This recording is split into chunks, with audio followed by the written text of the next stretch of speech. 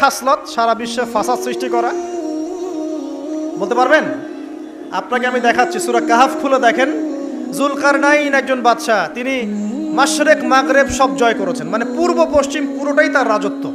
এত দাপট ছিল সেই বাদশার যে যেদিক দিয়ে যাবে সেনাবাহিনী নিয়ে সেদিকটাই জয় করে ফেলবে, সুবহানাল্লাহ। এবং তিনি উদ্ধত অহংকারী ছিলেন না, তিনি আল্লাহর অনুগত বান্দা ছিলেন। একটা কওমের মধ্যে গেলেন, সেই কওমটা ছিল পাহাড়ের মাঝখানে, দুই পাহাড়ের মাঝখানে। এখন ওই কওম তাকে বলছে, ইয়া যুলকারনাইন, হে যুলকারনাইন, ইন্না ইয়াজুজ ওয়া মাজুজ মুফসিদুনা ফিল আরদ। ভালো করে বোঝেন, হে যুলকারনাইন, নিশ্চয়ই ইয়াজুজ আর মাজুজ এই দুই শ্রেণীর মাখলুক, তারা পৃথিবীতে ফাসাদ সৃষ্টি করে বেড়াচ্ছে। কি করছে? সারা পৃথিবীতে ফাসাদ সৃষ্টি করে বেড়াচ্ছে। ফাহাল নাজআলু লাকা খরজান আলা আন তাজআলা বাইনানা ওয়া বাইনাহুম সাদ্দা। হে যুলকারনাইন, আমরা কি আপনাকে ট্যাক্স দিব, কর দিব, যে আপনি ওদের আর আমাদের মাঝখানে একটা প্রাচীর নির্মাণ করে দিবেন, যে ওরা আমাদের কাছে আর আসতে পারবে না? কারা এটা? ইয়াজুজ আর মাজুজ। এই ইয়াজুজ আর মাজুজকে যুলকারনাইন আলাইহিস সালাম তিনি প্রাচীর নির্মাণ করে দিলেন লোহা এবং এই যে তামা দিয়ে। এরপর তারা আর ওই কওমের ক্ষতি করতে পারলো না। কিয়ামতের আগে আগে তারা বের হয়ে আসবে এবং সারা বিশ্বে ফাসাদ সৃষ্টি করবে। এখনো তারা বের হয়ে আসছে, আমি সেটা বলছি না, কিন্তু এখন পুরো বৈশ্বিক প্রেক্ষাপটে যারা বিশ্বে ফাসাদ সৃষ্টি করে বেড়াচ্ছে, এদের মধ্যে এই ইয়াজুজ মাজুজের খাসলত আছে, চরিত্র আছে। দেখবেন ওই দিকে ইউক্রেনকে ব্যস্ত রেখেছে রাশিয়ার এগেনস্টে এবং নিউক্লিয়ার যুদ্ধ বাঁধানোর পায়তারা করছে। এটা অলমোস্ট আমাদের ঘরের কোনায় চলে এসেছে। নকিং অ্যাট দ্য ডোর বলে একটা কথা আছে ইংরেজিতে, একদম ঘরের কোনায় যে কোনো মুহূর্তেই দেখবেন ওয়ার্ল্ডে একটা ম্যাসাকার সৃষ্টি হয়ে গেছে। ওইদিকে তাইওয়ানকে ব্যস্ত রেখেছে চায়নার এগেনস্টে, ওইদিকে ইসরায়েলকে ব্যস্ত রেখেছে প্যালেস্টাইনিদের এগেনস্টে, এদিকে দেখবেন যে ইরাকে ব্যস্ত রেখেছে এই কন্টিনেন্টকে আইএসআইএস দিয়ে, ঠিক আছে, বাংলাদেশকেও ব্যস্ত রাখার চেষ্টা করছে মায়ানমারকে দিয়ে, দেখছেন না? তো পুরো বিশ্ব জুড়ে এদের এজেন্ডা হচ্ছে সারা বিশ্বে আমরা ফাসাদ সৃষ্টি করে মানব জাতিকে কমিয়ে ফেলবো, মুসলিমদেরকে ধ্বংস করব, মুসলিম যুবকদেরকে পর্ন দেখাবো, ওদেরকে মাদক খাওয়াবো, ওদের মধ্যে জেনা অশ্লীলতা পরকীয়া ছড়িয়ে দিব, হ্যাঁ, এবং মহামারী ছড়িয়ে দিব, দিয়ে মুসলিম জনসমষ্টিকে কমিয়ে নিয়ে আপোষে ক্রন্দলে লাগিয়ে দিয়ে আস্তে আস্তে আমরা বিশ্বে শাসন করতে হবে, এদেরকে ডমিনেট করবে। এবং এই এজেন্ডা বাস্তবায়নের দিকে তারা এগিয়ে যাচ্ছে সুকৌশলে। আর আমরা কি করছি ভাই? আমরা শুধু কাজ যতটুকু না করছি তার চেয়ে বেশি আমরা আয়ু আশা শোডাউন করছি। দেখেন বেশিরভাগ মানুষ আমাদের নামাজের খবর নাই, বেশিরভাগ মানুষ তাজকিয়া আত্মশুদ্ধির খবর নাই, ভালো আলেমের কাছে এসে পড়ে থাকবে কোনো খবর নাই, কোরআন পড়া শিখবে এসবের খবর নাই। যেগুলো করলে কোনো সমস্যা হয় না বা অল্প পরিশ্রমে করা যায়, ওই যে ঘরের মধ্যে শুয়ে শুয়ে ফেসবুকে 2 লাইন লেখা যায়, খুব সহজ, লিখলেন আবার শুয়ে গেলেন, কোনো সমস্যা নাই। কোনো কনস্ট্রাকটিভ সুদূর প্রসারী কাজ আমাদের হচ্ছে না, যেটা হচ্ছে এটা প্রয়োজনের তুলনায় নিতান্তই নগণ্য। এই কারণে আমাদের যারা দিন, আমরা যারা বুঝি, যাদের মধ্যে ইসলামের চেতনা আছে, ইসলামকে ভালোবাসি, আমরা যারা চাই দিন এগিয়ে যাক, আমাদের কনস্ট্রাকটিভ কাজ করতে হবে, মানে সুদূর প্রসারী কাজ করতে হবে।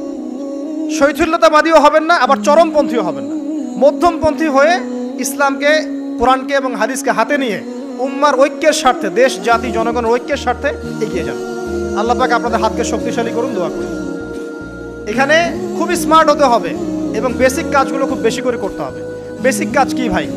বেসিক কাজ হচ্ছে আপনার নামাজ, বেসিক কাজ আপনাকে কোরআন শিখতে হবে, বেসিক কাজ আপনাকে আরবি শিখতে হবে, বেসিক কাজ আপনি যেখানে পড়াশোনা করছেন এই পড়াশোনা করে ওই জ্ঞানটাকে দিয়ে ইসলামের খেদমতে আপনাকে কল্যাণে কাজ করতে হবে। বেসিক কাজ যেখানে আপনাকে আল্লাহ পাক দায়িত্ব দিবেন সেখান থেকেই আপনাকে দ্বীনের খেদমত করতে হবে।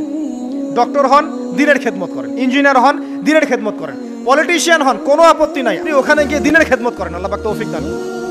কথা কি বুঝতে পারছেন? ইসলাম ক্ষমতা জোর করে আদায় করে নেওয়ার জন্য আসে নাই। আবু যার রাদিয়াল্লাহু আনহু কি বলছেন জানেন? আবু যার রাদিয়াল্লাহু আনহুকে নবী সাল্লাল্লাহু আলাইহি ওয়াসাল্লাম বলছেন, আবু যার, তুমি দায়িত্ব চেয়ে নিও না, কারণ যদি তুমি দায়িত্ব চেয়ে নাও তখন আল্লাহর পক্ষ থেকে তোমাকে সাহায্য করা হবে না, আর যদি মানুষ তোমাকে দায়িত্ব দেয় আল্লাহ তোমাকে সাহায্য করবে ইনশাআল্লাহ। কত চমৎকার সিস্টেম ইসলামে। আর এখন আমরা কি করি? আমাকে দেন, ও ভালো না আমি ভালো, ওরা সব খারাপ আমি ভালো। বুঝতে পারছেন না কিয়ামতের মাঠে কি কঠিন হিসাবটা দিতে হবে। আল্লাহ পাক আপনাদেরকে বোঝার তৌফিক দান করুন। এগুলো কল্যাণকর নয়, আপনার জন্য অকল্যাণ হতে পারে। তবে হ্যাঁ, যদি আপনার মধ্যে ঈমান থাকে, আপনার মধ্যে যোগ্যতা থাকে, অবশ্যই আপনি দায়িত্ব চেয়ে নেবেন এবং ইনশাআল্লাহ তখন আমরা আপনাকে দায়িত্ব দিব, জনগণের শাসন কার্য পরিচালনা করবেন। আল্লাহ আপনার হাতকে শক্তিশালী করবেন ইনশাআল্লাহ। আল্লাহ পাক আমাদের নিচু থেকে উঁচু মহলের সবাইকে হেদায়েত দান করুন, দোয়া করি। ইসলাম কারো শত্রু নয়। মুসলিমের রক্ত ঝরানোর জন্যে, কল্লা কাটার জন্য আমরা কিন্তু পৃথিবীতে আসি নাই। আমরা আমাদের আসল শত্রুদেরকে চিনতে ভুল করেছি। এই কারণে আমরা আপোষে হানাহানি কাটাকাটির মধ্যে লিপ্ত আছি। এই যে সামনে যে কি হবে আল্লাহ ভালো জানেন। দেখবেন কত মানুষ যে মুসলিম মারামারি করে মারা যাবে, আল্লাহ ভালো জানেন। এগুলো কাম্য নয়। আল্লাহ পাক আমাদেরকে বোঝার তৌফিক দান করুন। দেখুন ভাই, এই যুগের কথা বলতে গিয়ে এখানে আসলাম। ওই যে জুলকারনাইন যে ইয়াজুজ মাজুজের কথা বললো, এখনকার বিশ্ব যারা পরিচালনা করে দেখবেন তাদের মধ্যে ওই ফাসাদ সৃষ্টি করার এই খাসলতটা থেকেই গেছে। সারা বিশ্বেরা ফাসাদ সৃষ্টি করছে। আমি কিন্তু বলিনি এরাই ইয়াজুজ মাজুজ, কথাকে আবার অন্যদিকে নিয়ে যায় না। আমি কিন্তু এই কথা বলি নাই। আমি বলছি তাদের মধ্যে এই চরিত্র দেখা যায়। এই যুগ সেই যুগ যখন আপনি মাদককে হালাল করে নিচ্ছেন, রিবাকে হালাল করে নিচ্ছেন, বেহায়াপনাকে হালাল করে নিচ্ছেন, কাপড় খোলাকে হালাল করে নিচ্ছেন। আপনি মুসলিম হয়েও দেখবেন শিরকে লিপ্ত আছেন। সুন্নতের লেবাস আছে কিন্তু আকীদার মধ্যে বেদাত থেকে গেছে। আপনি মুসলিম হয়ে হালাল হারাম রিজিকের পরোয়া করছেন না, দিনের বেসিক জিনিসগুলো শিখছেন না। আল্লাহ পাক এই যুগের ফিতনাগুলো থেকে আমাদের মুসলিমদেরকে হেফাজত করুন, আমিন। কিভাবে সাফল্য অর্জন করবেন আমি একটা পয়েন্ট আজকে উল্লেখ করে এই পয়েন্ট থেকে আলোচনা গুটিয়ে নিব ইনশাআল্লাহ। আমি জাস্ট একটা পয়েন্ট বলছি আপনাকে, সব কথা একদিনে বলা সম্ভব না। আল্লাহ রাব্বুল আলামিন বলছেন কদ আফলাহা মান যাক্কাহা, সে ব্যক্তি সফল হয়ে গেছে যে ব্যক্তি তার আত্মাকে পরিশুদ্ধ করতে পেরেছে। ওয়া কদ খাবা মান দাসাহা, যে ব্যক্তি আত্মাকে পরিশুদ্ধ করতে পারে নাই সে ব্যক্তি ধ্বংস হয়ে গেছে। কিভাবে পরিশুদ্ধ করবেন? তিনটা হাদিস আপনাকে আগে শোনাই। এক, আল্লাহ রাব্বুল আলামিনের হাবিব মুহাম্মদ সাল্লাল্লাহু আলাইহি ওয়াসাল্লাম, দরুদ পড়েন, বলেন সাল্লাল্লাহু আলাইহি ওয়াসাল্লাম। তিনি বলছেন যে আল্লাহর এমন কিছু বান্দা আছে যারা জান্নাতে প্রবেশ করবে, যাদের অন্তরটা হবে পাখির মতো নরম। কার মতো? পাখির মতো। একটা হাদিস শুনলেন। দুই নম্বর হাদিস, আল্লাহর রাসূল সাল্লাল্লাহু আলাইহি ওয়াসাল্লাম বলছেন শহীদদের আত্মা যখন আল্লাহর কাছে পৌঁছায়, আল্লাহ রাব্বুল আলামিন সেই আত্মাগুলোকে সবুজ রঙের কিছু পাখির মধ্যে প্রদান করেন এবং সেই পাখিগুলো আরশের নিচে লণ্ঠন আছে, এখানে বসে থাকে এবং তারা জান্নাতের যে কোনো জায়গায় যায়, ঘুরে খাবার খায়, আবার ফিরে আসে। আল্লাহ পাক তাদেরকে বলেন যে তোমরা কি চাও, তোমরা কি চাও? শহীদরা কিচ্ছু বলতে পারে না। কি চাইবো? আল্লাহ এত নিয়ামত দিয়েছেন, কি চাইবো? যখন আল্লাহ বারংবার প্রশ্ন করতে থাকেন তোমরা কি আর কিছু চাও, তোমরা কি আর কিছু চাও, তোমরা কি আর কিছু চাও, তখন শহীদরা শেষে বুঝে যে আমাদের কিছু না কিছু তো বলতে হবে এখন। তখন তারা বলে হে আল্লাহ, আমরা আরো একবার পৃথিবীতে যেতে চাই এবং তোমার পথে জীবন দিয়ে আবার ফিরে আসতে চাই। আল্লাহ পাক বলেন এই সুযোগ তো আর নেই, অতএব তোমাদের আর কিছু চাওয়ার নেই, তোমরা এখানেই থাকো। আরেকটা হাদিস শোনেন, রাসূলুল্লাহ সাল্লাল্লাহু আলাইহি ওয়াসাল্লাম বলেছেন, এই হাদিসটা ওমর রাদিয়াল্লাহু আনহু থেকেও এসেছে, তোমরা যদি আল্লাহর প্রতি তাওয়াক্কুল করার মতোই তাওয়াক্কুল করতে, ভরসা করার মতোই ভরসা করতে, আল্লাহ পাক তোমাদেরকে পাখিদেরকে যেমন করে রিজিক দেন তোমাদেরকে ঠিক সেইভাবে রিজিক দিতেন। তোমরা কি লক্ষ্য করো না যে পাখিরা খালি পেটে বের হয়ে যায় বাসা থেকে সকালবেলা এবং সন্ধ্যাবেলা ভরা পেটে বাসায় ঢোকে? মানুষ আল্লাহর হারামগুলোকে হালাল করে নিচ্ছে। মাদক দ্রব্য হালাল না হারাম? এখন দেখবেন মেজরিটি সংখ্যক মানুষ মাদক দ্রব্যের সাথে সংশ্লিষ্ট হয়ে গেছে। স্পেশালি বর্ডার এলাকা যেগুলো আছে বাংলাদেশের, সেই বর্ডার এলাকাগুলোতে দিব্যি রমরমা ব্যবসা চলছে, মাদকের দিব্যি ব্যবসা চলছে। এবং যারা মাদক খাচ্ছে এরা মুসলিম, তারা হয়তো এই হাদিস জানে না। আল্লাহ পাক ওদের কানের মধ্যে আমার এই হাদিসটা যেন পৌঁছে দেন, আমিন। নবী সাল্লাল্লাহু আলাইহি ওয়াসাল্লাম বলেছেন, আমি মেরাজের রাতে যখন গিয়েছি তখন এক শ্রেণীর মানুষকে দেখেছি, ওদেরকে শাস্তি দেয়া হচ্ছে। কি শাস্তি? জাহান্নামীদের রক্ত এবং পুঁজ ওদেরকে খেতে দেয়া হচ্ছে। জিবরাইল আলাইহিস সালামকে জিজ্ঞাসা করা হলো যে এরা কারা? তিনি বললেন এরা আপনার উম্মতের সেই সব ব্যক্তি যারা মাদক দ্রব্য সেবন করত।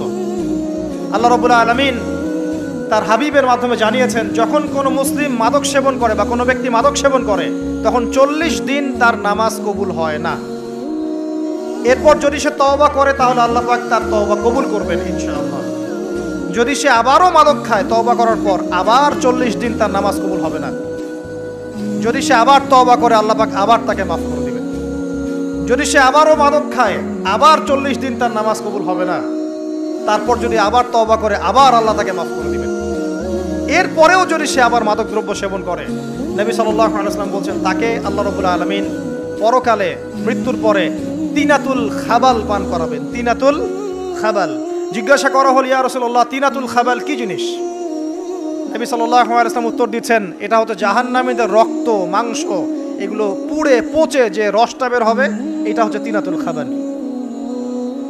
এই যে দুনিয়াতে যারা ওয়াইন খাচ্ছে, শ্যাম্পেইন, ওয়াইন, বিয়ার, তারপরে যে কি ভোদকা, হ্যাঁ, গাঁজা, হেরোইন, ফেন্সিডিল, ইয়াবা, একটা বিষয় শোনেন, কি কারণে আপনি সেখানে যাচ্ছেন? হতাশা, অথবা সঙ্গদোষ, অথবা পারিবারিক চাপ, অথবা যে গার্লফ্রেন্ড ছেড়ে চলে গেছে, এই তো বিষয়গুলো। কি কারণে মানুষ মাদকের কাছে যায়, কেন যায়, কারণটা কি? আমরা যখন ফিলোসফি পড়তাম তখন একটা তত্ত্ব পড়ানো হয়েছে আমাদেরকে। তত্ত্বটার নাম হচ্ছে কার্য-কারণ তত্ত্ব। মানে প্রত্যেকটা কাজের পিছনে একটা কারণ থাকে, ঠিক আছে? এই যে মুসলিমরা নামাজ পড়ে কেন? আল্লাহর জন্য। মুসলিমরা যাকাত দিবে কেন? আল্লাহকে সন্তুষ্ট করার জন্য। মুসলিমরা প্রতিটা কাজ কেন করে? পরকালের স্বার্থে। পরকালের স্বার্থ নাই, আমি নাই। যে কাজে পরকালের স্বার্থ নাই সে কাজে মুসলিমরা নাই। তাই প্রতিটা কাজের পিছনে একটা কারণ থাকে। দেখবেন কেন সে সুদ খাচ্ছে? তার পরিবারের স্বার্থে। কেন সে ঘুষ নিল? তার ছেলে মেয়ের উন্নয়নের জন্যে। কেন সে দুর্নীতি করছে? বিকজ সম্পত্তি অর্জন করে সে তার ভবিষ্যৎ প্রজন্মকে সিকিউর করতে চায়। কেন সে মাদক খেলো? ওই যে গার্লফ্রেন্ড ছেড়ে চলে গেছে তাই। কেন মাদক খেলো? ওই যে এক বন্ধু মাদক খায়, সে ডাকছে, আয় একটা টান দে, সঙ্গদোষ। কেন সে মাদক খেলো? পরিবারের চাপ, হতাশা। কেন মাদক খাচ্ছে? চাকরি পায় না, বেকার, মাদক খাচ্ছে। মানে মেন্টাল চাপগুলো নিতে পারছে না, সে মাদক খাচ্ছে। সবচেয়ে বেশি মানসিক চাপ কাদের উপর আসে জানেন? 1 নম্বর নবীগণের উপরে, 2 নম্বর আল্লাহর সৎ বান্দাদের উপরে, তারপর যার ঈমান যত উঁচু তার উপর মানসিক চাপ তত বেশি আসে। এখন যদি মানসিক চাপের সলিউশন মাদকই হবে, তাহলে তো আমাদেরই মাদক খাওয়া দরকার ছিল না? বুঝলেন? আমরা যে পরিমাণ মানসিক চাপ ফেস করি তা চিন্তাই করতে পারবেন না। যে যত বড় দায়িত্বশীল, যারা পলিটিশিয়ান, ওদেরকে জিজ্ঞাসা করবে তারা কি পরিমাণ মানসিক চাপ নিয়ে ঘোরে। আপনার কাছে মনে হচ্ছে যে একটা ক্ষমতা পেয়েছেন, খুব মানে উনি অনেক বড় ক্ষমতাধর, উনি অনেক ভালো আছেন, উনি মোটেই ভালো নাই। ওনাকে জিজ্ঞাসা করেন, উনি মোটেই ভালো নাই। এই মানুষের যে পেরেশানি, যে চাপ, এগুলো নিতে নিতে তার স্ট্রোক হয়ে যাচ্ছে, হার্ট স্ট্রোক হচ্ছে, ডায়াবেটিস হচ্ছে, হাই ব্লাড প্রেশার, ইসিজি করো, দেখবেন। এ কারণে মানসিক চাপটা রিলিজ করতে হবে, তাই তো? এই মানসিক চাপ রিলিজ করতে গেলে মাদকই সলিউশন নয়। সলিউশনটা কি? এই যে আমার হাতে এখানে আছে একটা কোরআন। মানসিক চাপ থেকে আপনাকে মুক্তি দিবে আল কোরআনুল কারীম, আর কিচ্ছু না। আরেকটা বিষয় কোরআনের সাথে, সেটা হলো প্রথমে বলেছি 5 ওয়াক্ত নামাজ। আপনি ওযু করে সুন্দর করে 5 ওয়াক্ত নামাজ জামাতে পড়বেন, ডেইলি 1 ঘন্টা করে কোরআন তেলাওয়াত করবেন, সময় পেলে একটু হাদিস পড়বেন, 2-4 টাকা দান সদকা করবেন, ভালো কাজের সাথে থাকবেন, অন্যায় কাজে যাবেন না, ইসলামকে এগিয়ে নেওয়ার জন্য আমর বিল মারুফ নাহি আনিল মুনকারের কাজ করবেন। আপনার তো সুখী কোনো মানুষ পৃথিবীতে নাই। ওই সুখ যদি ওই যে বুশরা জানতে পারতো না, তাহলে আপনার কলিজার মধ্যে পারমাণবিক বোম মেরে দিত। কথা বুঝতে পারেন নাই? পশ্চিমারা যদি জানতে পারতো যে মুসলিমরা কত শান্তিতে থাকে এসব কাজ করার পরে, তাহলে আমাদের অন্তরের মধ্যে পারমাণবিক বোম মেরে ধ্বংস করে ফেলত। ওরা তো আমাদের সুখ দেখতে পারে না, পারে? প্রকৃতপক্ষে এরা বিশ্বের কোনো ধার্মিক মানুষের সুখই দেখতে পারে না। এরা শুধু মুসলিমদের শত্রু নয়, বরং ধর্মের শত্রু। যারাই ধর্মকে বুকে আগলে রেখে পালন করতে চায়, হোক সে সনাতন ধর্ম বা আমাদের হিন্দু ভাইরা বা খ্রিস্টানিজম বা বুদ্ধিজম, হ্যাঁ, বা মুসলিম আমরা যারা আছি, যারা ধর্মতাত্ত্বিক চিন্তা করে এবং প্রত্যেকেই যদি যার যার ধর্ম ঠিকঠাক মতো পালন করে, সমাজে কিন্তু ফিতনা থাকার কথা নয়। কারণ প্রত্যেকটা ধর্মের মধ্যেই ভালো কাজের কথাই কিন্তু বলা হচ্ছে। তো যারা ধার্মিক, এদের বিরুদ্ধে তারা লেগে পড়ে এবং তারা চায় সারা বিশ্বের মধ্যে ফাসাদ সৃষ্টি করতে।